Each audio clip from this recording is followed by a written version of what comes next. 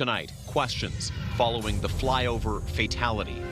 There were steps that should have been taken immediately. A review into snow clearing standards and the factors police are examining. So obviously environmental factors and human factors are other issues that we're going to be looking at. Following the death of a Waterloo woman. First ideas to keep the water flowing in Waterloo region. Preliminary plans to stave off an expected shortage. Divorce days. I think that a lot of family law issues are brewing for a long time, and in our experience, holidays are times of stress. The surge in people seeking help to navigate difficult decisions.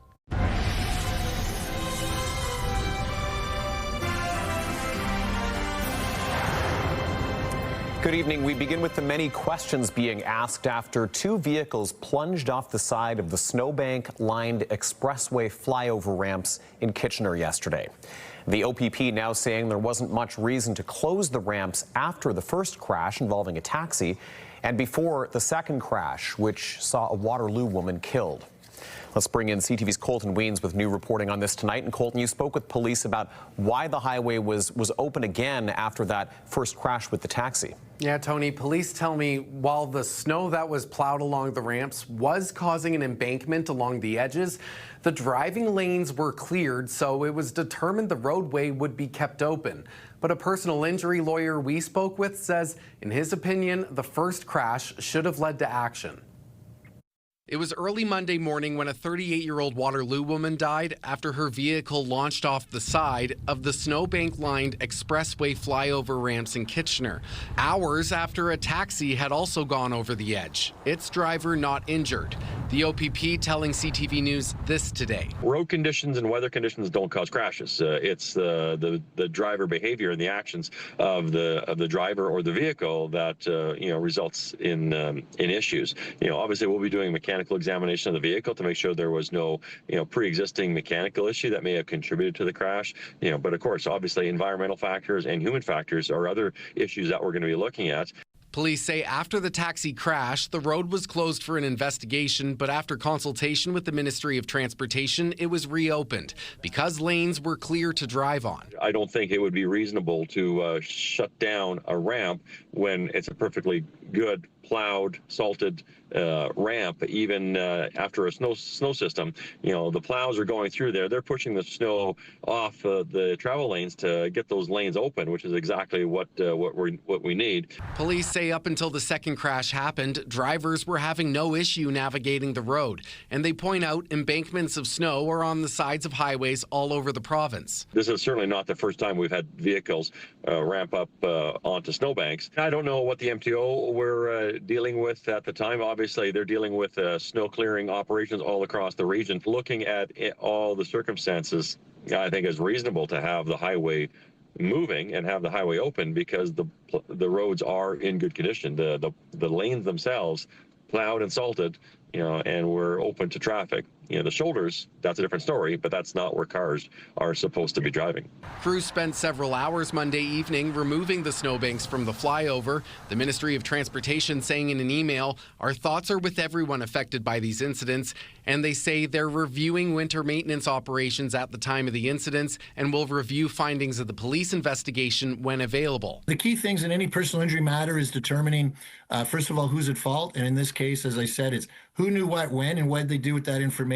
Personal injury lawyer Rob Deutschman believes there's a strong case for an argument that the snow should have been cleared after the first crash. These are experienced snowplow operators. These are experienced people working the roads, so they're well aware of the potential dangers that occur. There could be some element of driver error there, but at the same time, driver error would have ended up with them hitting if it was clear, hitting the barrier and not being launched over.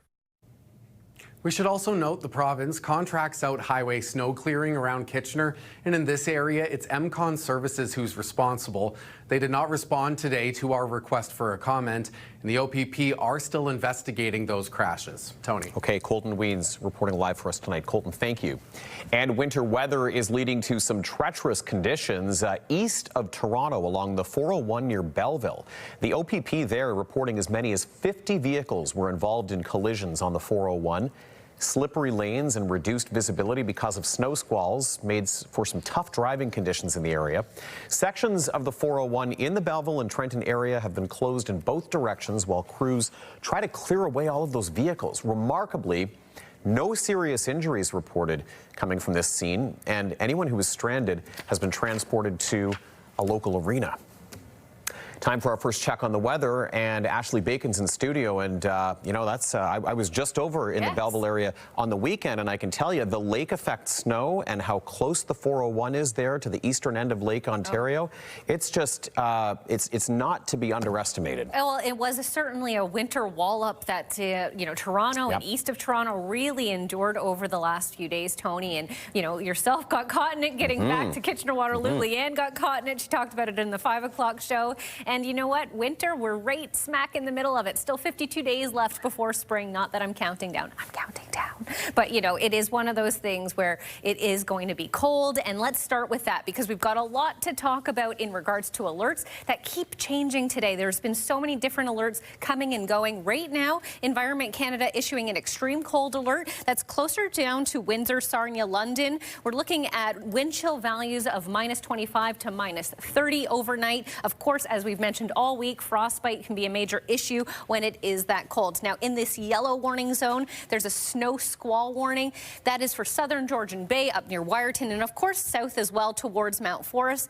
Up near Wyerton in that southern Georgian Bay area, we're looking between 30 and 50 additional centimeters of snow. That started today, so we're not going to see that all in one drop. We're going to also have about 10 to 15 overnight and then around another 10 to 15 tomorrow. So lots of snowy conditions to continue to get through this work week, but right now in Kitchener-Waterloo, you're looking at around a -11 temperature and relatively comfortable wind gusts, Tony. Okay, Ashley, thank you so much. We'll get the rest of the story from you later. Now to that big problem the region of Waterloo is facing. Not enough water to keep up with growth. Well, the region now says they're starting to identify some opportunities to increase capacity. CTV's Jeff Pickle following this issue and this story for us again and joins us with new reporting tonight. Jeff, this really appears to be a top priority for the region right now. Well, Tony, without water, there is no growth. That's true in biology and true when it comes to city planning. You can't build more homes or businesses unless you have enough water to support it. Now, the region says there are a few short-term fixes that could release some of the pressure on the capacity crisis.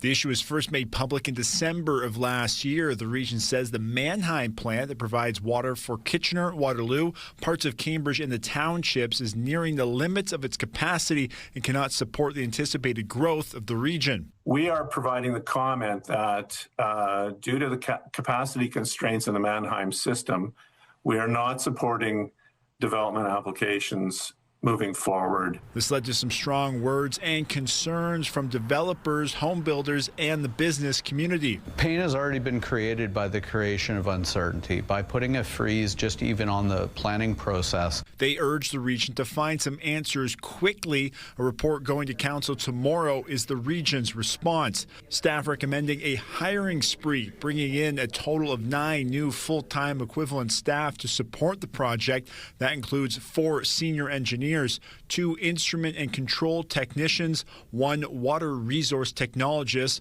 1 to support the finance department, and 1 to support the communications department. In total, the new staff costing $1.2 million, all covered by the region's water stabilization reserve. When it comes to projects, the region has short and midterm ideas falling into a few main categories, including immediate investment to repair existing infrastructure, piloting new modular technology, adding infrastructure such as a new pumping station, reallocating the water supply, and expanding the existing well supply.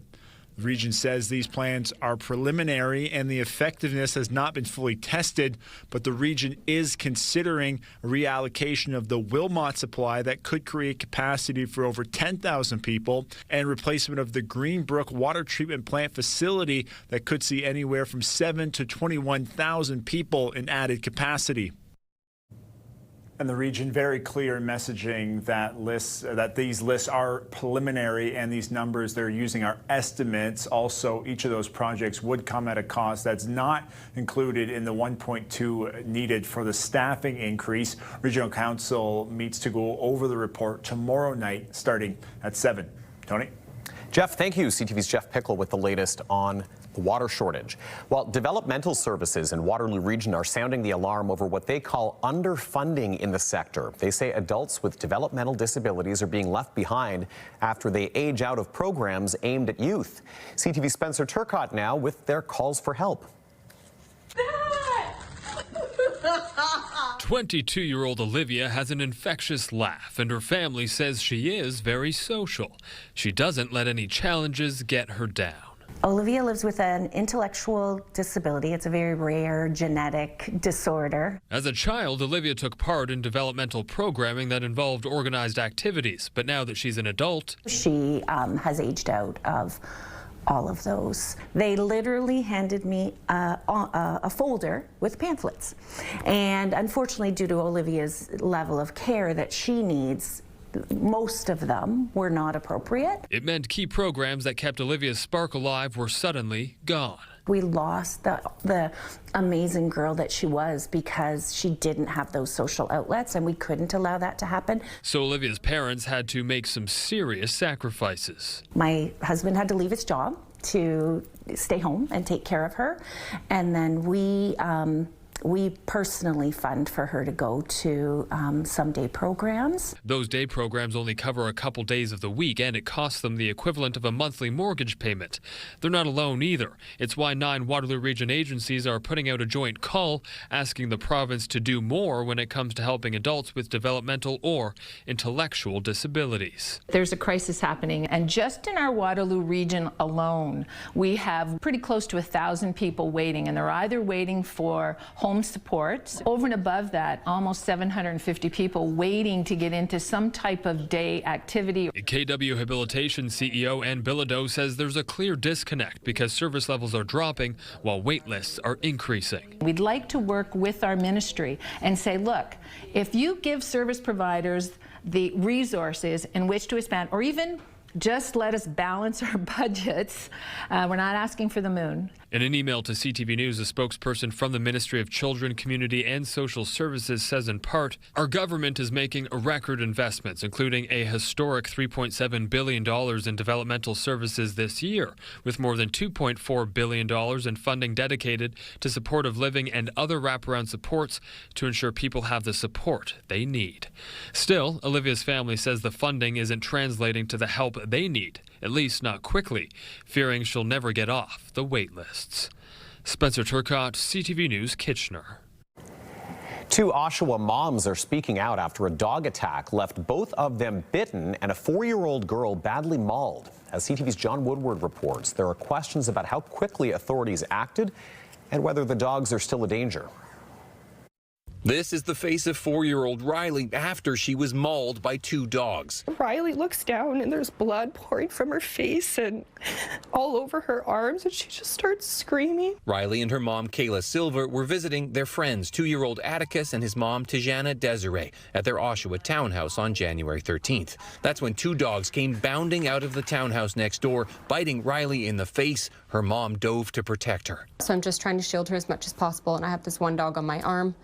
And then I feel another animal come from behind me and jump on my back.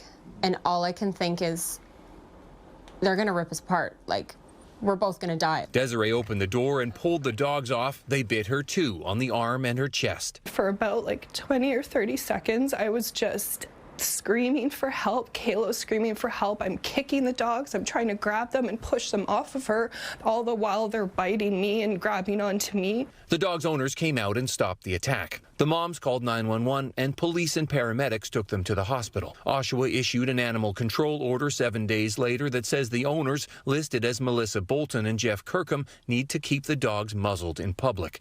A sign outside the home doesn't mention a muzzling order, just says not to knock because, quote, crazy dogs live here, do not knock, they will bark, I will yell, and an expletive. So we rang the doorbell. There's no attack? I know what you're talking about. The dog attack, the 2 dogs attacked a 4-year-old girl and another woman? No, that didn't happen. I don't know what you're talking about. It didn't happen. Have a nice day. You heard that. The person who lives in that unit denies the attack even happened, and you can hear the dogs barking inside. We didn't hear back from Oshawa's bylaw officers today. Councillor Jim Lee says he's looking into the city's response. Put our bylaw department on notice that I want to know when the investigation is over and what's the outcome. Video shows the dogs appear to have been muzzled in public. Small comfort to the moms who point out the incident happened when the dogs burst out of a private home. Animal control should be coming and removing those animals immediately. For now, Desiree leaves her home with a baseball bat to protect her kid in case those dogs get out again. She doesn't want any other children to be attacked. John Woodward, CTV News, Oshawa. January tends to be a particularly busy time for divorce lawyers, as well as counselors and therapists. And there are a few reasons why couples find their relationships at a crossroads during this time of year. CTV's Krista Simpson has more. A new year is often a time for change, and for some couples, it means the end of their marriage. We do see more people calling our office asking for initial consultations to discuss the preliminary steps that they would need to take if they were considering separating. An increase of as much as 25%, says lawyer Lori Stoyne. And it's not surprising these inquiries follow the holidays. I think that a lot of family law issues are brewing for a long time, and in our experience, holidays are times of stress. And, after that stress has been experienced, people could be deciding to make alternative arrangements for their life and for their children. January is also a busy time of year for therapists and counselors. A lot of people wait for their benefits to kick in again. It's also a time where, the weather is gray and people are not always feeling the best. Tammy Benwell says she sees couples who are trying to address challenges in their marriages, those who are navigating its end, as well as those who are trying to figure out what path they want to take. It's very common for, some people to even say, I don't know what I want to do. But I know that this doesn't feel good. For those who do decide to separate, Stoyne says it's helpful to understand the legal framework, know the details of your financial situation, and have a strong support network. Whether that is family that you can lean on, or even seeking out a counselor or a therapist to talk to, because a lot of emotions come up. Benwell says therapy can play an important part in navigating the next steps. A lot of us are working to try and heal parts of ourselves in our relationships. And unfortunately, even if you proceed with a divorce, those parts are not going to be fixed. And so the reality is there's a strong likelihood that you may repeat similar patterns, even in another relationship. And so that's where therapy can be helpful. And while January may be the busiest month when it comes to inquiries about divorce and separation, lawyer Lori Stoyne says the next most popular time is September, another month that is associated with change. Krista Simpson, CTV News, Kitchener. And coming up, homeowners caught up in conservation changes. The Lake Erie Shoreline residents who say they're having trouble with insurance and mortgage issues because of some changes made by the Conservation Authority. I'm Karis Mapp. Earlier today, I spoke with the first recipient of Cambridge's Lenny Awards. A campaign aimed at highlighting good deeds amid this snowy season met with blowback, as some residents say they would rather see more plows on the streets than awards being handed out. I'll have that story next. Well, if you're headed out for a skate or ski tonight, you're going to want to layer up. We're in for another cold one. Just how low will it go? I'll have those details coming up. Stay with us. Download the CTV News app and stay on top of local stories as they unfold. We go to a dramatic scene unfolding. Customize your feed and watch live wherever you are. CTVKitchener.ca, your home for news.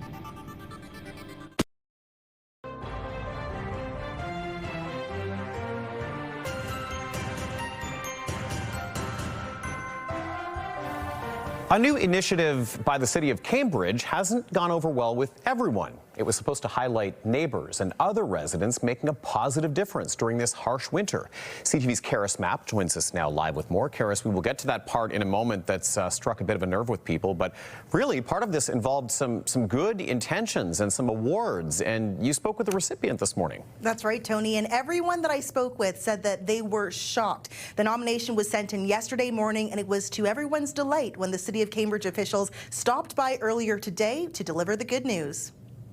I was just surprised, and I couldn't believe it. Murray Montgomery is the City of Cambridge's first Lenny Award winner. The 82-year-old was nominated by his neighbor to highlight his snow clearing efforts.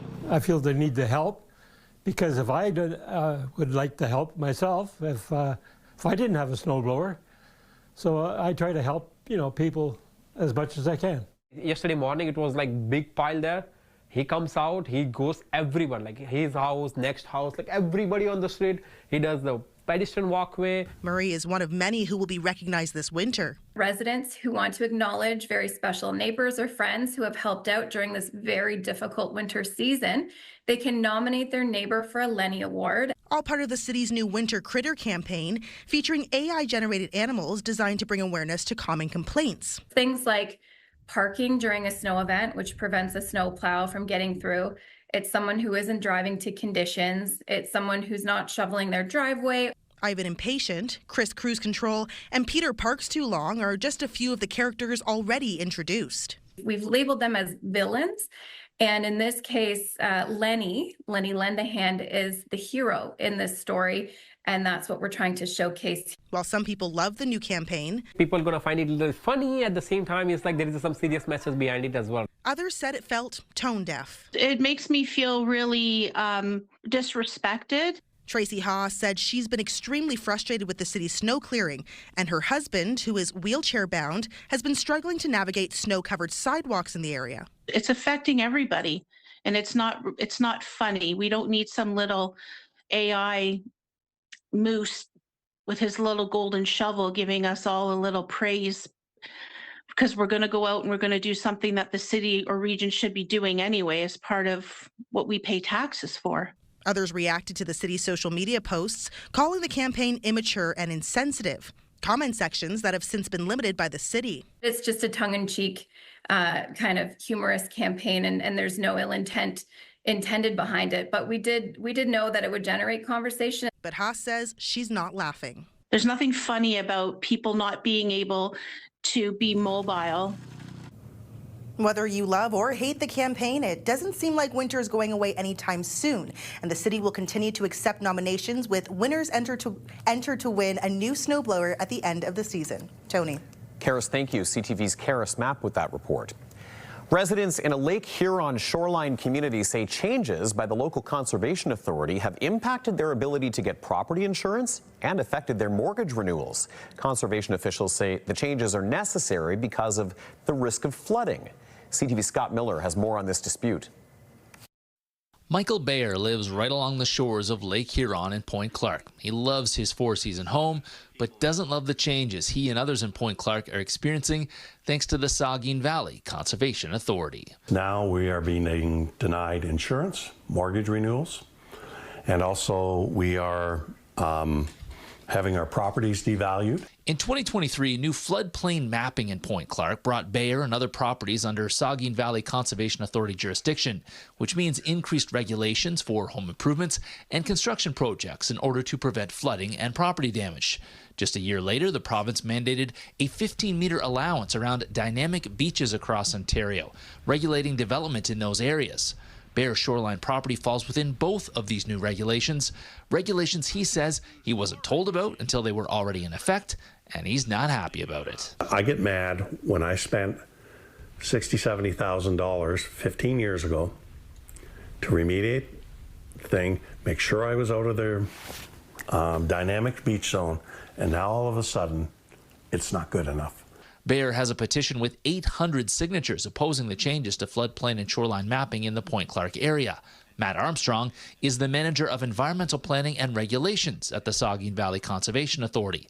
He says while he understands resident concerns, they're simply trying to prevent loss of property and possibly life due to flooding and erosion. Without these regulations in place, people will build wherever that they feel like they can or they want. And these are areas that we've learned over time can be very much unsafe for development. Bear says decades have gone by with no massive floods in Point Clark, making the new regulated areas overkill. Armstrong disagrees. We don't regulate about what happened in the last 10, 20, 30 years, right? We regulate what could happen in the future. And we're seeing more intense storms happen more frequently, right? Armstrong says there's only 37% of Saugeen Valley shoreline within the new dynamic beach zone, and more land was taken out of Conservation Authority jurisdiction than added due to the new floodplain mapping in Huron-Kinloss. Bear says many shoreline residents are still frustrated with the changes and lack of communication between them and the Conservation Authority. I think they need to regain the trust of the property owners, because right now the property owners don't want to have anything to do with them. In Point Clark, Scott Miller, CTV News.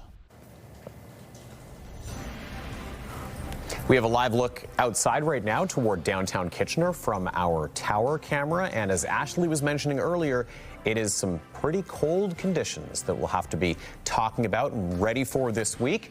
As if we haven't had enough already with all of the falling and blowing and drifting snow. But we'll round it up for you coming up in just a couple of moments. Also ahead, new money for a plant in Brantford, how tens of millions of dollars is expected to help strengthen Ontario's food packaging system against U.S. tariffs. And next, Prime Minister Carney's call last night with President Trump following last week's speech by Carney that set off some new tensions between the two.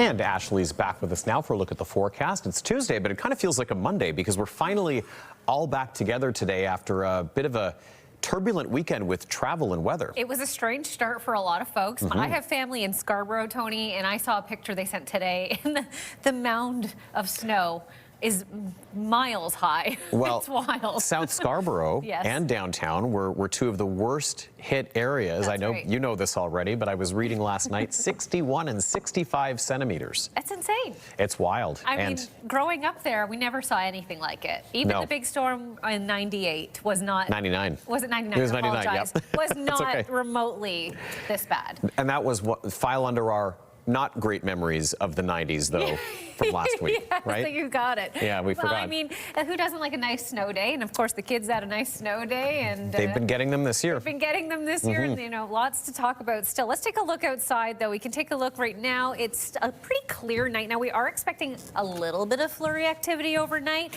Nothing to rave home about 1 to 2 centimeters expected over the next few hours. So just enough to get up and have to shovel and dust your car off a little bit. But compared to what we saw over the weekend, especially those folks of us to our east, nothing by comparison. We are looking at some alerts, though, tonight. Let's start right with our extreme cold alert. Now, this is pretty much for south of us, Windsor, Sarnia, London. I would not be surprised if it is extended at some point overnight tonight or tomorrow into our region as well. Near wind chill values of -25 to -30. So very, very cold, accompanied with 50-kilometer-an-hour winds. There's another alert to tell you about. A snow squall warning again for southern Georgian Bay, up near Wyerton, just north of Mount Forest, and south as well. Now, as we get closer to Lake Huron, we're looking at around 30 to 50 centimeters of snow still expected. So very, very much not over yet. This is the band of precipitation. It's just sort of lingering there. It will continue to do so. But as we get into Wednesday rather, we're going to be clear here, but just north again, that system is going to continue to linger. So lots of flurry activities for the next few days. The good news is we're expecting a little bit of sunshine all around the province, at least at some point this this week. Right now, though, let's look at temperatures across the country. On the west coast, a balmy 8 degrees in Victoria. Fort McMurray sitting at -18. -21 in Thompson and -19 in Winnipeg. In Quebec City, we're sitting at -17. On the east coast in St. John's, just a -3 kind of afternoon. So not too bad indeed. Looking here closer to home, sitting at -11, feeling much colder than that with the wind chill. Overnight conditions were expected to get down to -17, feeling closer to -25. So as I said, we don't have that wind chilled or cold, extreme cold warning for our region just yet, but that doesn't mean we're out of the woods. It's going to be a cold one. Tomorrow, -11 is the expected daytime high. Looking at our 7-day forecast starting in Waterloo region, look at all that sunshine. Tony, we are going to see the sun this week. It is, however, going to get very cold overnight on Thursday. We're keeping an eye on those conditions as we get closer to that time frame, but as it stands, we're looking at -25 overnight on Thursday. In Lambton, Kent, Essex, similar conditions for there as well. You will also get a chance to see the sun. It looks like this week, -10 is expected for your daytime high tomorrow. But again, Thursday overnight, we're watching how cold it will be. Wednesday in southern Georgian Bay, that flurry activity will continue. We're looking at another 5 to 10 centimeters. Flurries continuing into Thursday, but by Saturday and Sunday, it looks like you're going to get a break. And now I want to change to our Weather Watcher photo sent in from Paul in southern Georgian Bay, which has seen, as we know, such a huge amount of snow over the last few weeks, and it's still going. Paul says this plow has been dubbed squalling wood, working overtime to help clear the roads. I was going to say I would recognize the Collingwood terminals anywhere, and that is right in Collingwood, where I bet you they, well, I mean, I know from having lived not far from there, how much plowing they do in the winter. Well, they haven't stopped. They unfortunately had to pull the plows on Friday of last week because the conditions deteriorated so poorly, and it ain't over yet. It's like I said earlier, we are no match for this weather this winter. They win. Yep. I'm with you on the countdown. Thank you. We'll get that one going. Thanks, Ash.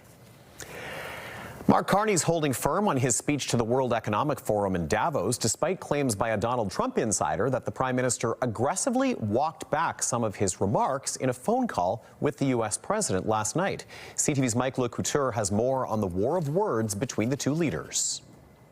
I meant what I said in Davos. Prime Minister Mark Carney stood by his speech during a phone call with U.S. President Donald Trump. The 30-minute conversation covered Arctic security, Venezuela, and Canada's agreement with China. I explained to him what we're doing, 12 new deals on 4 continents in 6 months. He was impressed.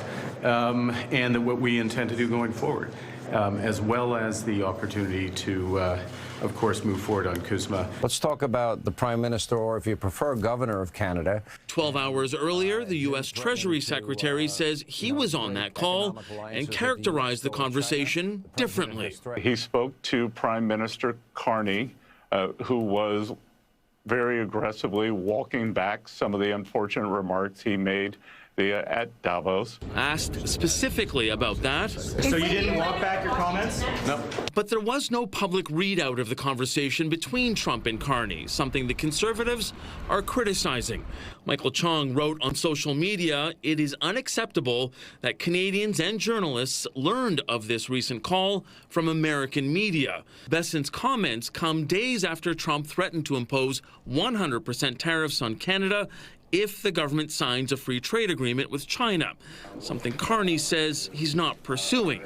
Political analysts believe the current strategy is to keep calm. Trump is going to make noise. He's going to flash. He's going to swear. He's going to stamp his feet. Just take a breath, take a moment. Chances are the storm will pass, and it has. The Prime Minister says he reiterated in his conversation with the President that Canada is responding to the change in U.S. trade policy by building new partnerships abroad, including with China. And Carney says Trump understood that. Mike LeCouture, CTV News, Ottawa.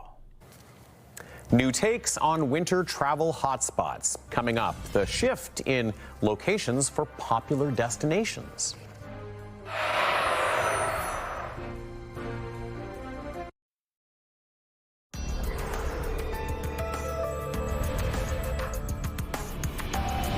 The Premier was in Brantford today announcing $85 million for a plan to create more made-in-Ontario food packaging. The money is for Massily North America, a metal manufacturer that will build a new state-of-the-art food manufacturing facility with the addition of can production lines. It's expected to sustain 228 existing jobs, create 50 new ones, and reduce reliance on imported packaging. It's a plan to build a provincial economy that is more competitive, more resilient, and more self-reliant, so we can stand up to tariffs, economic uncertainty, and anything else that comes our way. It is a made-in-Canada solution. We're using high-quality Canadian steel to make packaging for high-quality Canadian agricultural products. This ensures the food on Canadian grocery shelves is supported by Canadian industry from start to finish. The money's from a provincial government fund designed to help companies fight U.S. tariffs and other trade pressures. Okay, time to recap our top stories with Leanne Evans in studio tonight with the latest on that fatal crash on the expressway overpass in Kitchener yesterday, Leanne. Yeah, Tony, OPP say there wasn't reason to close the ramp after an initial crash involving a taxi before that next crash, which saw a Waterloo woman killed. The snow was causing embankment along the edges, but police say the driving lanes were cleared, so after consulting with the Ministry of Transportation, it was reopened. A 38-year-old woman lost her life shortly afterwards. A personal injury lawyer we spoke with says, in his opinion, the first crash should have led to action. The region of Waterloo continues to work to solve the water capacity issue. A report going to council tomorrow night suggests a number of short to mid-term solutions, including repairing current infrastructure, adding a new pumping station, and piloting a new modular technology. Additionally, staff are asking for 9 new staff to be hired to support the project at a cost of $1.2 million. And Leanne, looking at what our digital team has got on the website tonight, Guelph police asking for help as they look for a missing person this evening. Yeah, Michael is 41 years old and has not contacted family members since yesterday evening. Police say he is described as white, 6'4", with a medium build, short dark hair and facial hair. You can get a closer look at those photos of Michael on our website at ctvnewskitchener.ca, or you can scan the QR code or download our CTV News app. Tony. Okay, Leanne Evans with our top stories. Leanne, thank you very much. It is the time of year when many people are thinking about winter getaways, but the choice in destination is evolving when you compare it to recent years. CTV's Sean Irvin has more on the factors. For some Londoners, the decision to travel is based on a major milestone. For this couple, it is an anniversary. We're coming up on 20 years. For others, the move to book a vacation comes down to the cold weather or the need to take a break from family and work commitments. Money is a factor, but it doesn't seem like it's a huge factor. The top destination for Londoners looking for fun in the sun this year is Cancun or anywhere in the Mayan Riviera. You know, Los Cabos is up a little bit. But it remains clear where many of us are not going. Now, it is no surprise to any of us that travel to U.S. destinations has fallen, but the actual percentage it's dropped at this location might indeed shock you. About 85%. That's huge. Yeah, it is. Murray says bookings across the board are down substantially from just 2 years ago, especially to the Sunshine State. I've booked literally 2 flights this winter to Florida. Murray says political tensions are a reason travelers give for avoiding the U.S. Meanwhile, despite concerns about food choices, politics, and rolling power outages, travel to Cuba is on the rise, in part due to pricing and direct flights from London. There are way more people that are going to Cuba this year than have in the last 2 or 3. With all-inclusive packages at 4.5-star resorts in Cuba priced at $2,500 per couple, Murray says some are opting to travel for the first time. After all, destination and price still top politics on a travel wish list. Politically, it doesn't matter to me. It's more about the destination, what the resort offers, or the area. In London, Sean Irvin, CTV News. An Elmira-born Leafs legend takes center stage for a new honor. Coming up later in the show, an anniversary plan to mark a milestone moment for Daryl Sittler.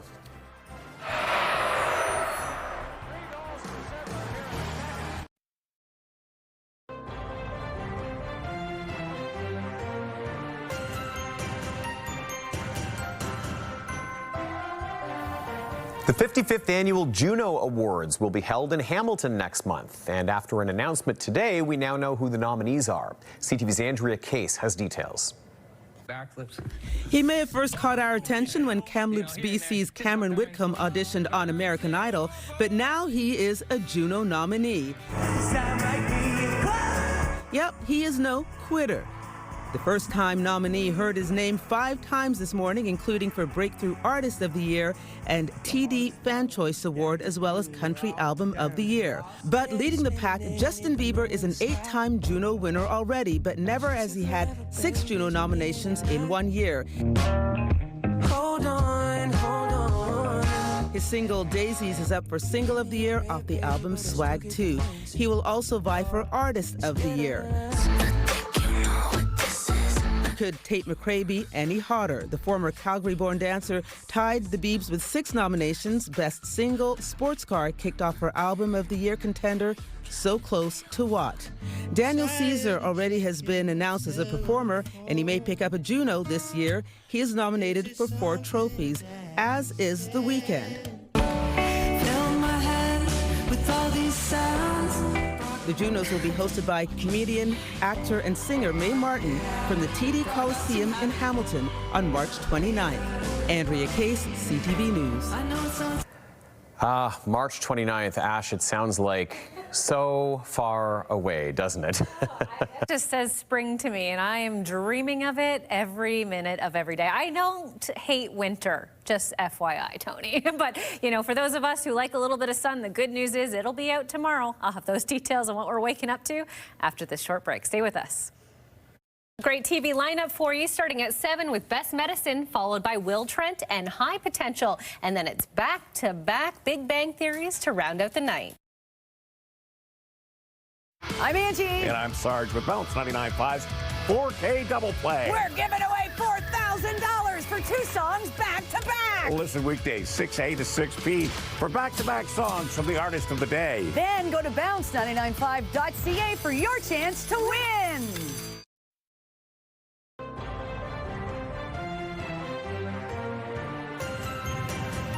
Leanne is back with us now with a look at a story that we will have later tonight. Leanne. Improving fire safety and sharing advice with residents living in high-rise buildings. The Cambridge Fire Department has launched a new proactive program aiming to reduce risks, improve response times, and strengthen partnerships with property owners and people living in high-rises right across the city. We'll bring you more on that at 11:30. Tony. Leanne, thank you so much for that. And Ashley, our wake-up weather forecast. Yes. Well, we've had alerts here and there and everywhere, but there's a couple of themes we're following with these. It's been really hard to keep track today because they have rapidly changed all throughout the day. But as we stand, we're still in a cold weather alert for south of us, and around us there's going to be lots of snow blowing. So just be safe if you're out there tonight. We're going to wake up to some sunshine, though. Great news. However, that's accompanied by very cold conditions. Although it says minus 15 by 10 a.m., it will still feel closer to that minus 20 to 25 range. So don't let that sun deceive you, Tony. I can feel that wind chill now. Yeah. But the sun makes a difference. It makes a massive difference. Just wear the right clothing. That's it. And you're all right. Yes. Yep. Well, finally tonight, I know we've got a Leafs fan. I love it. In the house right here. The Toronto Maple Leafs are going to honor one of the best ever players to wear the blue and white, they tell me. Before the game, Elmira-born Leaf legend Daryl Sittler. You should have read this because it would have come much more easily off your tongue. No, born in Elmira, a Leaf legend, Daryl Sittler is going to be honored to mark the upcoming 50th anniversary of his 10-point game. So cool that it's a record that has lasted nearly half a century. CTV's Sean Leathon reports. It's a night that solidified a Leafs legend. February 7th, 1976, Daryl Sittler setting an NHL record with 10 points in one game, a record that soon will have stood for 50 years. I'll be honest with you, after that game, I never really realized the magnitude of it. We sat down with Sittler to talk about that night 50 years ago as the team honors the accomplishment. The 75-year-old says back then he didn't know what was happening until the team's statistician approached after the second period when they were winning 8-4. He comes over to me, he says, Daryl, You've got 7 points. If you get one more, you tie Rocket Richard's record. The record held by Rocket Richard had been 8 points. Sittler would score 3 goals in the third period, making his total 6 goals and 4 assists. And he says there was something magical about the game, including the time of the goal that broke the record. And I broke Rocket Richard's record. He wore number 9, and I'm number 27, and it happened at 9:27. So what are the chances of those numbers coming together? Sittler's place firmly cemented in Legends Row. For tonight's game, the team is bringing back most of his teammates, including longtime friend Tiger Williams, who's tasked with holding onto and protecting the jersey Sittler wore that night.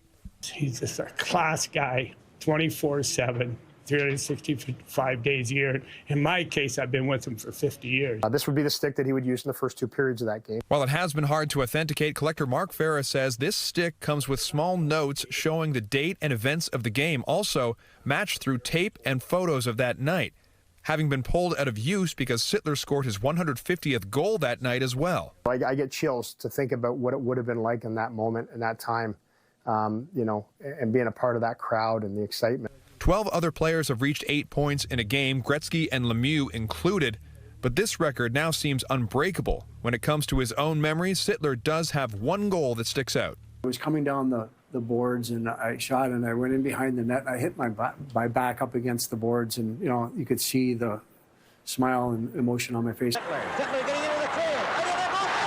A night and a record standing the test of time. Sean Leathong, CTV News.